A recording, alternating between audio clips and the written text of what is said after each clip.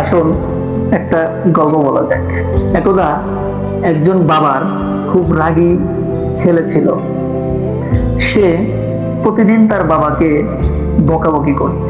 সে অল্পতেই রেগে যেত এবং তার বাবাকে প্রতিদিন কটু কথা শোনাত। এতে বাবার খুব কষ্ট হতো। বাবা একদিন তার ছেলেকে ডেকে ব্যাগ ভর্তি পেরেক দিল এবং ছেলেকে বলল যে বাড়ির পেছনের যে বেড়া, সেই বেড়ার কাঠে যখনই তার রাগ হবে ওই বেড়ায় পেরেক ঢুকাবে। তো ছেলে বাবার কথা মতো সে পেরেকগুলো নিয়ে গেল এবং প্রথম দিনে সে 37টি পেরেক বেড়ায় ঢুকিয়ে দিল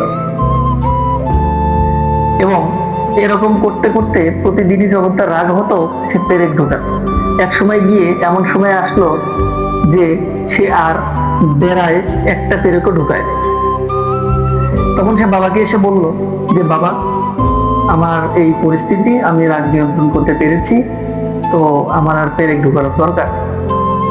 তখন বাবা তার ছেলেকে বলল, তুমি এখন একটা কাজ করো, এই যে বেড়ায় তুমি পেরেক ঢুকিয়েছো, এই পেরেক গুলো প্রতিদিন যখন তুমি রাগ নিয়ন্ত্রণ করতে পারবে একটা একটা করে পেরেক বেড়া থেকে উঠিয়ে ফেলবে। বাবার কথা মতো ছেলে প্রতিদিন একটা একটা করে পেরেক ঠুকতে ঠুকতে উঠিয়ে ফেলবে।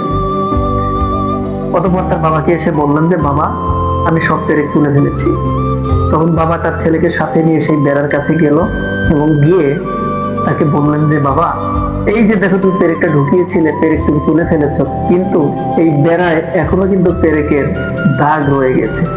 ঠিক এরকমই তুমি যখন মানুষের মনে কষ্ট দাও, মানুষের মনে একটা ক্ষত থেকে যায়, এমনকি একটা দাগ পড়ে যায়। সেই দাগ সহজে মুছে ফেলা যায় না। গল্পটা থেকে আমরা কি শিক্ষা নিলাম? যে রাগ ও কটু কথা অন্যকে ক্ষত দেয়।